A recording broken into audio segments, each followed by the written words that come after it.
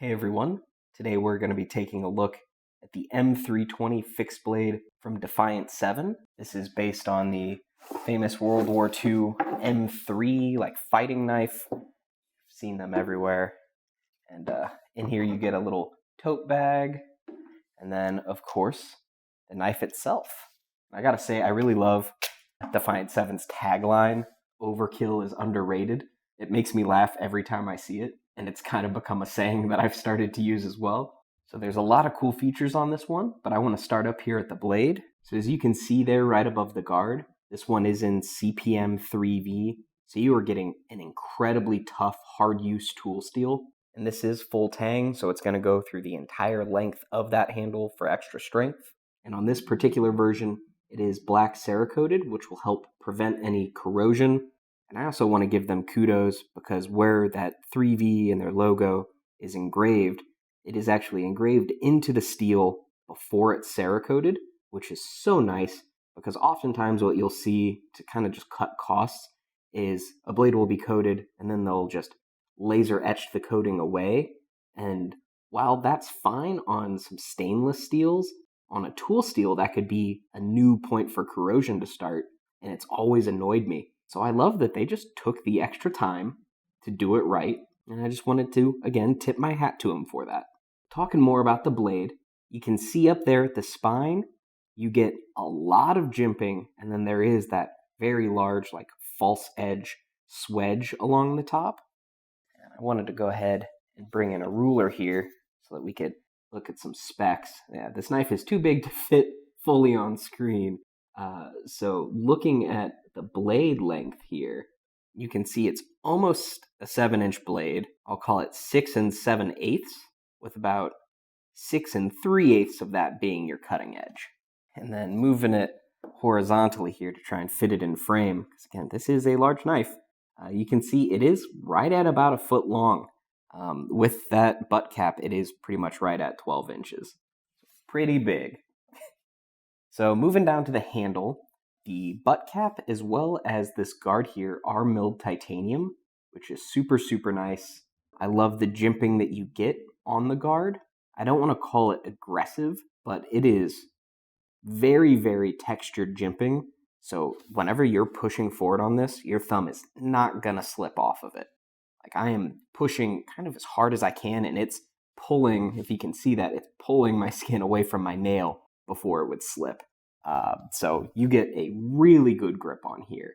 And down on that butt cap, that is also titanium and has that texture on there for in case you need to do any smashing strikes with it.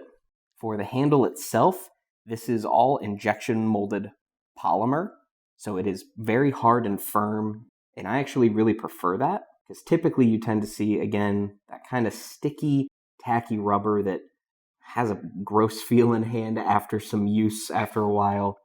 You'll see stacked leather a lot, which I really like. But again, after use, it kind of smooths out. And if it's not polished by the time already you get it. So again, pretty smooth. This is really resistant to weather, which is great. The micro texturing on there does add a really good grip to hand, and it's just going to be incredibly durable. They said that they spent over 4 years in R&D working on this one, and I do believe it, because you can tell just a lot of these little small details were probably from the result of lots of prototypes. I wanted to go ahead and bring in a size comparison with a traditional K-bar. This is one of those traditional Marine Corps K-bars. You can see they're pretty similar in length.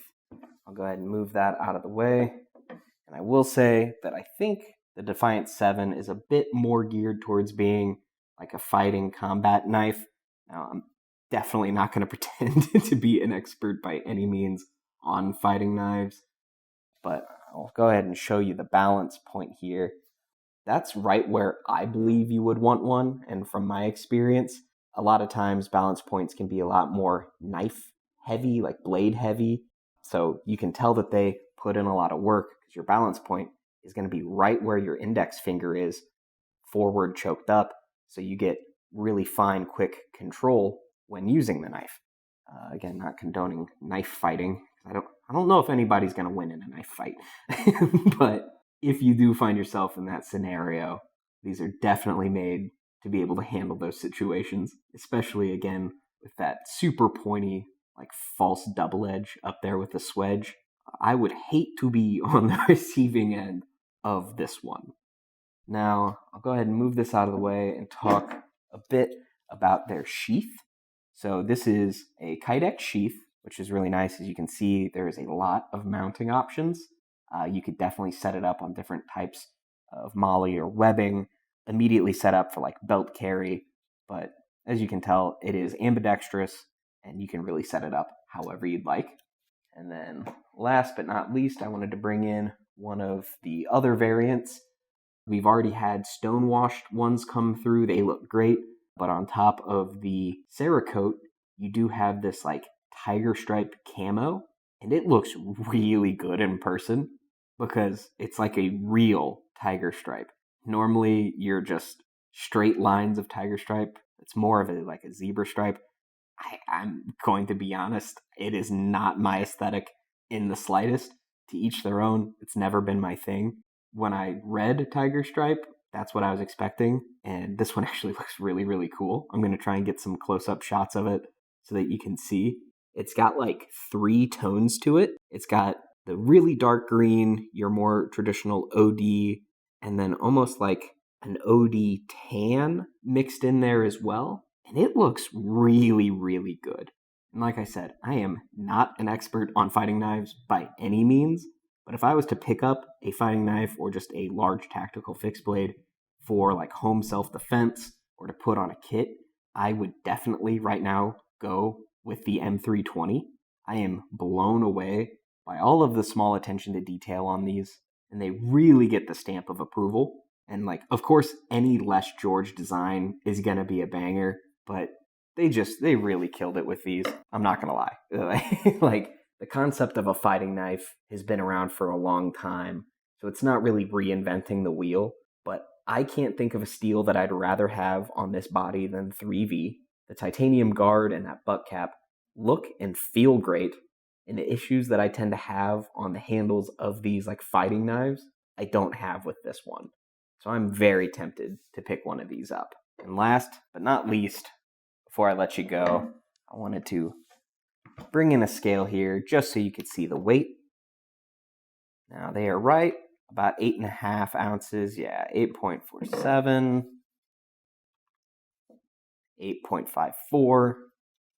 And then to tell you what the sheath is, whoop, a little hard there, about 5.5 ounces, just to give you an idea of what that would add to your kit if you were carrying that on you. So thanks for sticking with me. If you want to see even more information on these or pick up one for yourself, links, as always, are down in the description box below. But before you head over there, don't forget to like and subscribe, and let me know what you think of the M320 in the comment section below. And as always, stay sharp.